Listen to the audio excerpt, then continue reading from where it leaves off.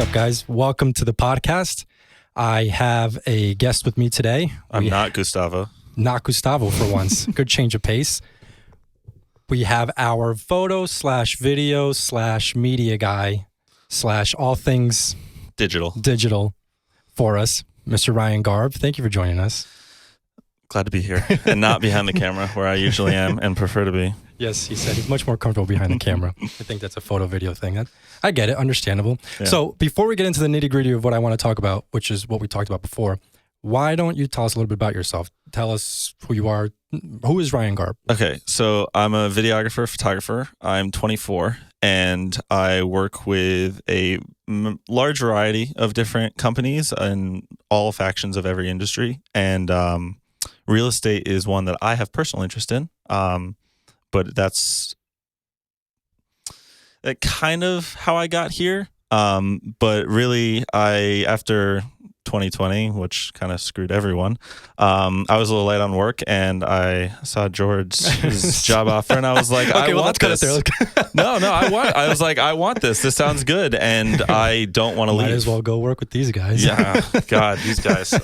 Now I love working with you guys. It's always fun, and Gustavo always likes to screw with me, so that makes it even more fun. Yeah, no, we have a good time for sure, and I like that we've been able to somewhat document that with you now, because really what we like to try to portray to the world is our culture and who we are more so than what we're doing. You know, we like to sprinkle that here and there, but I do want people to have a good idea as to who the company is and who it's made up of. So I think that you definitely have helped us do that.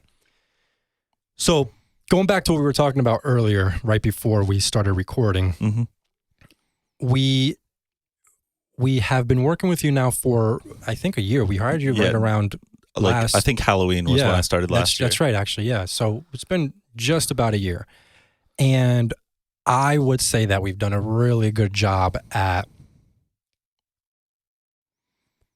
increasing the brand awareness that we have, because before we were to do what a lot of the other companies were doing, which is posting the activity that we're up to, whether it's new listings, under contracts, a couple of tips here and there, but not really giving people a good glimpse into who we are. And you've allowed us to do that. And so I got to be completely honest. When I go through our Instagram, I'm so proud of how our Instagram page looks in terms of it's not just houses and sales. It's us, right? And it really is a true portrayal of who we are.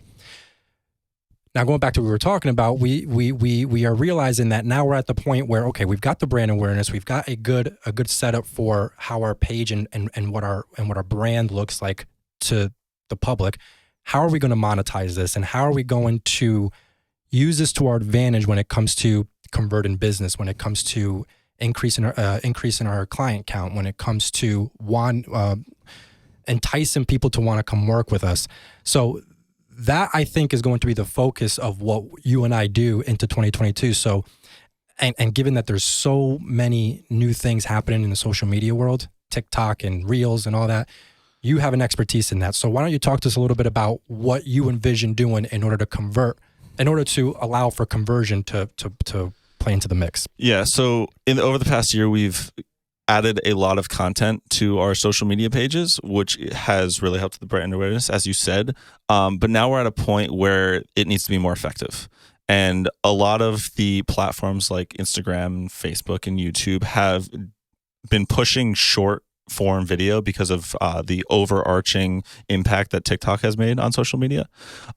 So what we're going to try to do moving forward is create content that we don't have to push monetarily or push with a lot of posting of it, but more so use what the social media platforms are doing in pushing organic content as it is, just because they're trying to combat TikTok's rise. So YouTube has YouTube Shorts now, which I believe is just out of beta as like a few weeks ago. You have Instagram Reels. Facebook just integrated Reels onto Facebook as Facebook Reels. I saw that. And obviously TikTok. I mean, there's no better platform to grow on right now than TikTok. And every single business on the planet, if they're not doing social media, they're not going to grow as fast as their competitor.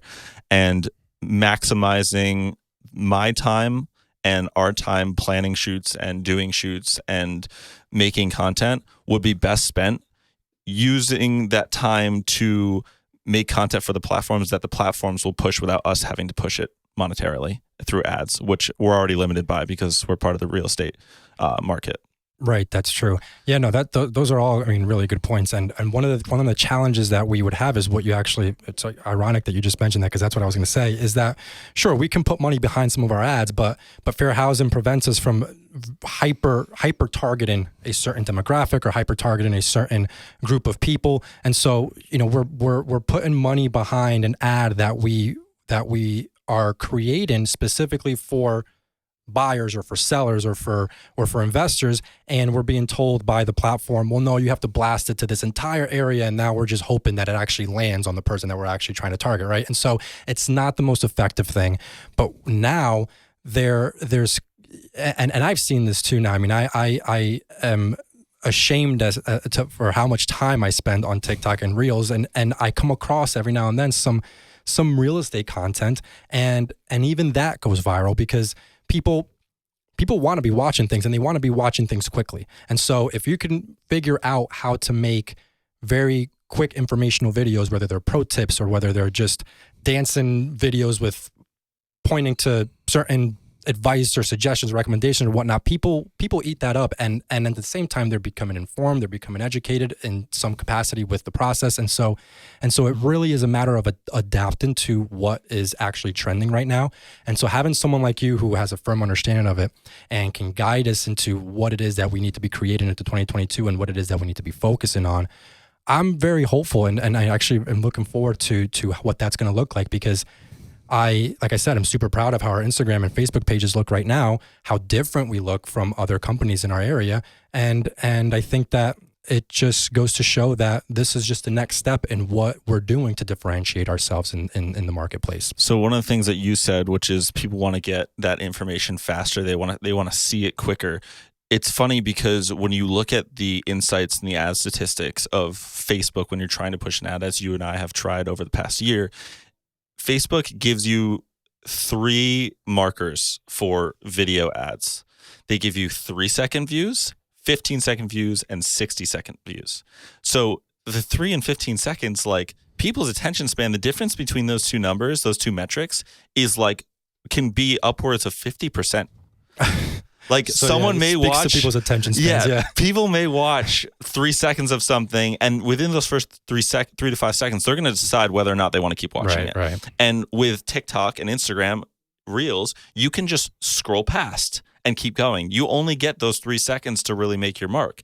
So if you're maximizing that amount of time and making sure that you can rope them in with something cool from a digital perspective, something cool from an information perspective, or just a creative perspective, then you can keep them for that 15 seconds. Right. And TikTok maxes out in a minute. So you will never get past a minute on TikTok, and they're killing it.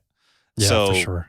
Doing that everywhere, you'll get the artificial growth and you'll get that reach. And from a hyper specific standpoint on the ads, which I'm sure a lot of realtors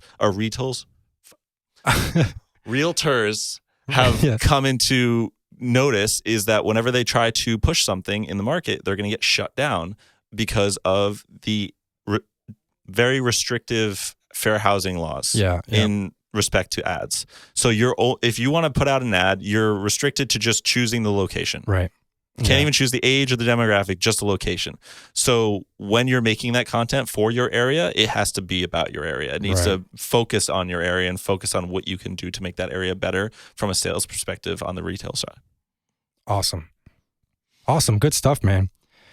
Thanks for that. Thanks for everything that you've done. Thanks for your expertise. I look forward to this next chapter where we focus on exactly what we just talked about. And thank you actually for coming on again. I appreciate it. Absolutely. Good debut. Yeah. We'll have you on for part 2 then. Oh, God. All right. Thanks, man. I see you.